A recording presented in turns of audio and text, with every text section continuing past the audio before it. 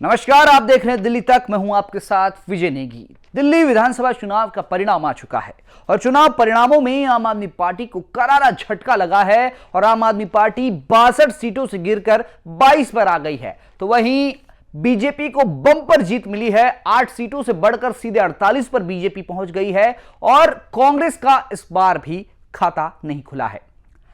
कुछ ऐसी सीटें हैं जिन सीटों पर प्रत्याशियों की बम्पर जीत हुई है, यानी वो बड़े मार्जिन से जीते हैं। टॉप 5 सीटें कौन सी है जहां प्रत्याशी बड़े मार्जिन से जीते हैं, वो मैं आपको इस रिपोर्ट में तफसील से बताऊंगा। तो चलिए शुरुआत करते हैं। तो पहली सीट है मटिया महल। मटिया महल से आम आदमी पार्टी ने शोएब इकबाल के बेटे आले मोहम्मद इकबाल को टिकट दिया और उनको 58,120 वोट मिला, यानी एक तरफा वोट उनको मिला। बीजेपी ने यहां से दीप्ति दौरा को जरूर चुनाव लड़ाया, लेकिन 15,396 वोट महज उनको मिले, यानी कि एक तरफा जीत आले मोहम्मद इकबाल की हुई। कांग्रेस ने भी आसिम अहमद खान को टिकट दिया, लेकिन वो भी 10,295 वोटों से ऊपर नहीं बढ़ पाए और इस सीट को 42,724 वोटों से आले मोहम्मद इकबाल ने आम आदमी पार्टी की झोली में डाल दिया। अब अगली सीट की ओर बढ़ते हैं। अगली सीट जो है वो है सीलमपुर की। सीलमपुर भी एक मुस्लिम बहुल सीट है और इस सीट पर कांग्रेस से आए चौधरी जुबैर अहमद को केजरीवाल ने टिकट दिया। केजरीवाल के विधायक अब्दुल रहमान कांग्रेस में चले गए, कांग्रेस ने उन्हें टिकट दिया, यानी कि प्रत्याशियों का हेर फेर हो गया।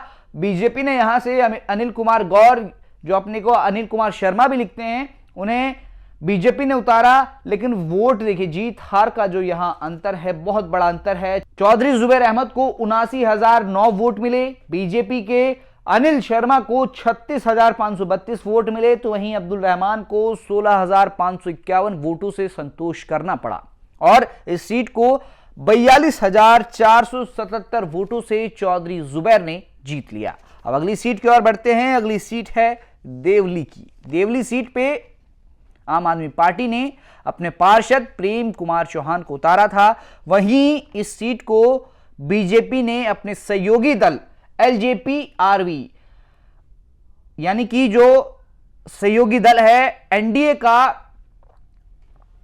रामविलास पासवान वाली पार्टी जो है एलजेपी, उनको टिकट दिया। चिराग पासवान जिसके राष्ट्रीय अध्यक्ष हैं, उन्हें टिकट दिया। दीपक तंवर ने चुनाव लड़ा और उन्हें 50,000 वोट मिले।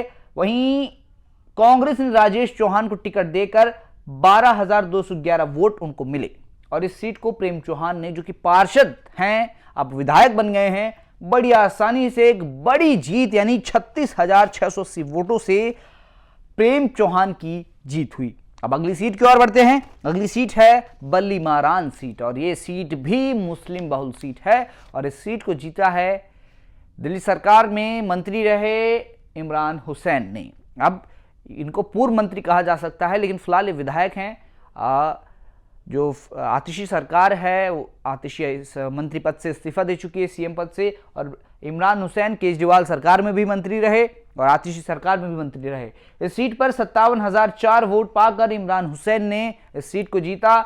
बीजेपी को 27,181 वोट मिले, तो वहीं हारून यूसुफ यानी पूर्व मंत्री कांग्रेस पार्टी के प्रत्याशी 13,059 वोट पाकर इनको संतोष करना पड़ा और इस सीट को, बल्ली मारान सीट को, इमरान हुसैन ने 29,823 वोटों से केजरीवाल जी की झोली में डाल दिया। अब पांचवी कौन सी सीट है उस पर बात करते हैं। पांचवी सीट है उत्तम नगर की सीट। अब उत्तम नगर की सीट में अगर आप देखेंगे, पवन शर्मा को 1,03,613 वोट मिले हैं। 1 लाख का आंकड़ा इन्होंने पार कर लिया। पूजा पौष बालियान, जो कि नरेश बालियान की पत्नी है, नरेश बालियान जो कि इस वक्त जेल में हैं, उन पर कई आरोप लगे थे। आम आदमी पार्टी से उत्तम नगर से विधायक थे और जब 2020 में वो चुनाव लड़े तो उन्हें भी तकरीबन 1 लाख वोट मिला था, लेकिन इस बार उनकी पत्नी ने चुनाव लड़ा, उनकी पत्नी को टिकट दिया गया। पत्नी कमाल नहीं कर पाई, पत्नी को 73,873 वोट मिले। आईएनसी मुकेश शर्मा, जो कि बड़ी मजबूती के साथ चुनाव लड़ा, जब उन्हें टिकट मिला तो कई सभाएं उन्होंने की, जबरदस्त तरीके से प्रचार कर रहे थे, गाड़ियां ऐसे प्रचार कर रही थी उनके लिए कि लग रहा था कि उनका और बीजेपी का तगड़ा मुकाबला है, लेकिन ऐसा हुआ नहीं। कई राजनीतिक गणितज्ञ ये कह रहे थे कि मुकेश शर्मा या तो जीतेंगे या तो दूसरे नंबर पर रहेंगे, लेकिन हाल क्या हुआ, 15,565 वोट मिले और 1,03,000 वोट पाने वाले पवन शर्मा ने उत्तम नगर की सीट को जबरदस्त तरीके से जीता और यहां जीत हार का जो अंतर है वो 29,740 का है। यानी एक बड़ी मार्जिन से बीजेपी ने इस सीट को जीत लिया।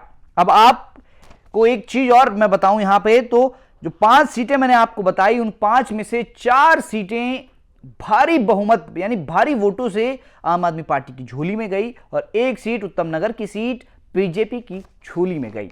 अब वोट शेयर में अंतर नहीं है, 1.99% का अंतर है दोनों पार्टियों को जो वोट मिला है इस बार, लेकिन सीटों में बड़ा फर्क आपको नजर आएगा क्योंकि 48 सीटें बीजेपी के पास हैं, 22 सीटें आम आदमी पार्टी के पास है, सीधे सीधे 26 सीटों का अंतर दोनों के बीच है, लेकिन वोट शेयर जो है 1.99% का है। अब यहां से यह गणित समझना जरूरी है कि जब 42,000, 36,000, 29,000 वोटों से आम आदमी पार्टी जहां जीती है वहां वोट शेयर अपने आप बड़ा है और हारी हुई सीटें हैं वहां आम आदमी पार्टी 5 ऐसी सीटें हैं जो 1,300 से कम वोटों से अंतर से हारी है और ऐसे में वहां वोट शेयर बीजेपी का थोड़ा कम है, आम आदमी पार्टी का भी कम है, लेकिन वो सीट बीजेपी को गई है। इसीलिए दोनों पार्टियों के बीच वोट शेयर में काफी कम डिफरेंस है, लेकिन सीटों में एक बड़ी खाई है, यानी बड़ा अंतर है 22 और 48। और अब जो है